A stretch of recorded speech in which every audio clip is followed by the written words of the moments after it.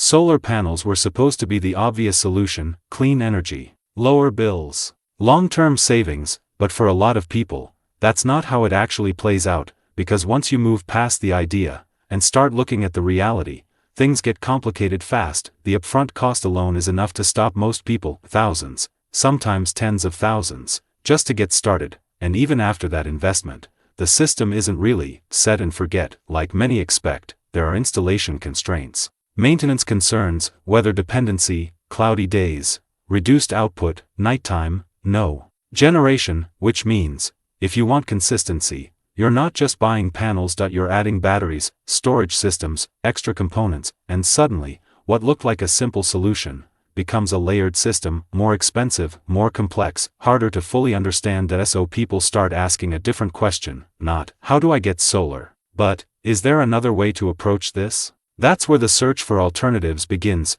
not necessarily because solar doesn't work, but because it doesn't solve the problem in the way people expected, and the frustration builds slowly. At first, it's the research phase, comparing systems, watching reviews, trying to understand installation requirements. Then it's the realization that most solutions are built around the same idea: generate more energy to meet your needs. But that assumption hides something important, because if your system is inefficient, producing more energy doesn't actually fix the core issue. It just compensates for it. So even with solar, people can still feel like they're chasing their own consumption, producing more, using more, adjusting constantly, and that's where the shift starts happening, from generation to efficiency, from adding more to rethinking how energy is used inside the system.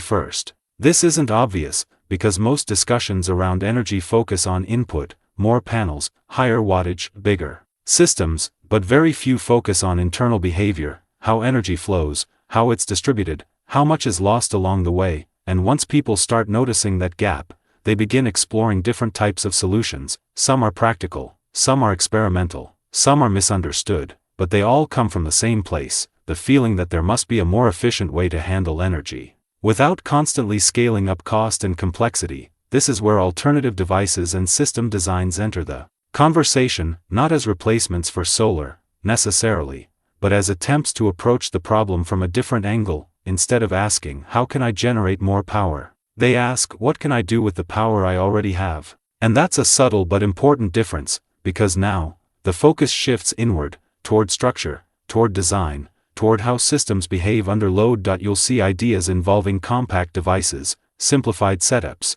and configurations that aim to reduce dependency on large installations. Some claim to redistribute energy more effectively, others focus on reducing loss, and some try to combine both. Of course, this is also where confusion increases, because not every alternative holds up under scrutiny. There's a mix of real engineering concepts and exaggerated interpretations. So for someone exploring these options, it can feel like navigating noise, trying to separate what's structurally sound from what only sounds convincing. And that's why understanding the underlying principles becomes more important than the claims themselves, because once you understand how energy systems are structured, you stop comparing solutions at the surface level and start evaluating them based on behavior, input versus output, loss versus efficiency, complexity versus control. And that clarity changes how you see everything, even solar, because now, it's no longer about choosing sides. It's about understanding trade-offs, where each system performs well, where it struggles,